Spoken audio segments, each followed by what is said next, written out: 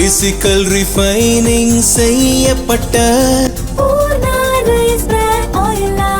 SKM Poorna rice brand oil. Thiru Vanni Arasu அவர்கள்.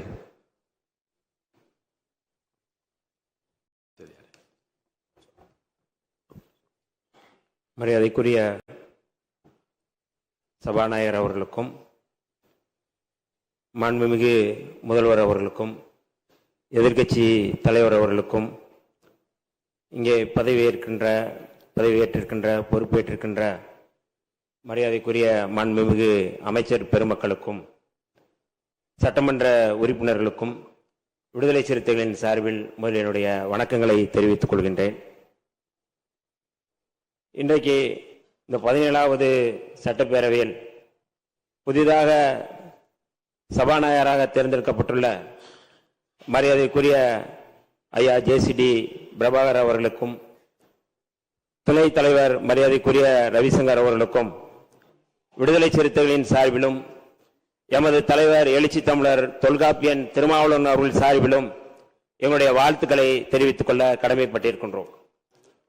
இந்த அவையிலே புரட்சியாளர் அம்பேத்கர் அவர்கள் சொன்ன செய்தியோடு நான் ஆரம்பிக்க விரும்புகின்றேன். சமூக ஜனநாயகம், அரசியல் ஜனநாயகம் வலிமை பெற்று செழுமை பெற வேண்டுமானால் பெரும்பான்மைவாதத்தை விட சிறுபான்மை மக்களுடைய குரல் வலிமை பெற வேண்டும், செழுமை பெற வேண்டும் என்று புரட்சியாளர் அம்பேத்கர் அவர்கள் சொன்னார்கள். அந்த அடிப்படையில் இந்த அவையில் ஆளும் கட்சியினுடைய குரலை விட மக்களுடைய உணர்வுகளை பிரதிபலிக்கக்கூடிய எதிர்க்கட்சிகளுடைய குரல் இங்கே வலிமை பெற வேண்டும் என்று அதில் இருக்கிற நியாயங்களை, அதில் இருக்கிற உணர்வுகளை புரிந்து இந்த அவை நடக்க வேண்டும், அவைத்தலைவர் நடக்க வேண்டும் என்று நான் தாழ்மையோடு கேட்டுக்கொள்கின்றேன். அதே போல இதே கருத்தோடு ஐயன் திருவள்ளுவன் அவர்கள் சொன்னதைப் போல வேண்டுதல் வேண்டாமை இளநடி சேர்ந்தாருக்கு யாண்டும் இடும்பை இல என்று வள்ளுவ பெருமனார் சொன்னார்கள். அந்த அடிப்படையில் மரியாதைக்குரிய அவைத்தலைவர் அவர்கள் வேண்டுதல் வேண்டாமை இல்லாமல் எங்களை போன்ற இரு உறுப்பினர்கள் நாங்கள் விடுதலை சிறுத்தைகள் சார்பில் வந்திருக்கின்றோம். எங்களுடைய குரல் என்பது தமிழ்நாட்டுடைய குரல். விடுதலை சிறுத்தைகளுடைய குரல் என்பது தமிழ்நாட்டு உணர்வுடைய குரல்.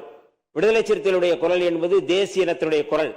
அந்த குரல் இந்த அவையிலே பழுதுபடாமல், மறுக்கப்படாமல் எழுப்பப்பட வேண்டும் என்று நான் தாழ்மையோடு கேட்டுக்கொள்கிறேன். இன்றைக்கு மிக முக்கியமாக மாண்புமிகு முதல்வர் அவர்கள் காலையிலே மிக முக்கியமான ஒரு அறிவிப்பை அறிவித்திருந்தார்கள். வழிபாட்டு இடங்கள், பள்ளி வளாகங்கள், அதே போல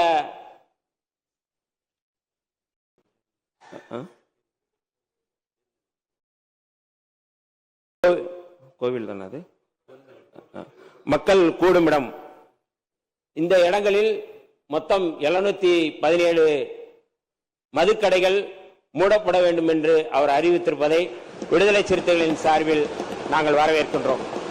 அதேபோல தமிழ்நாட்டில் மிக முக்கியமாக ஒரு நாகரிகமான அரசியலை முன்னெடுத்திருக்கின்ற மாண்புமிகு முதல்வர் அவர்கள் நேற்றைக்கு முன்னாள் முதலமைச்சரை சந்தித்தது, இது ஒரு எதிரும் புதிருமாக இல்லாமல் தமிழ்நாட்டை வலிமைப்படுத்தக்கூடிய, இன்றைக்கு சனாதன அரசியலை முன்னெடுக்கக்கூடிய ஒன்றிய பாஜக அரசுக்கு எதிரான ஒரு குரலை, முன்னெடுப்பை, ஒரு அரசியலை இந்த அவை தலைவர் அவர்கள் முன்னெடுக்க வேண்டும்.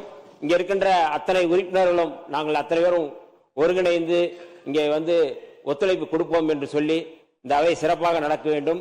பெரும்பான்மைவாதத்தோட சிறுபான்மை மக்களுடைய குரல் இங்கே வலுப்பெற வேண்டும், தமிழ்நாட்டில் வலுப்பெற வேண்டும் என்று கேட்டு அத்தனை அவை உறுப்பினர்களுக்கும் என்னுடைய வாழ்த்துக்களையும் அவை தலைவர் அவர்களுக்கும் வாழ்த்துக்களையும் தெரிவித்து விடைபெறுகிறேன். நன்றி, வணக்கம்.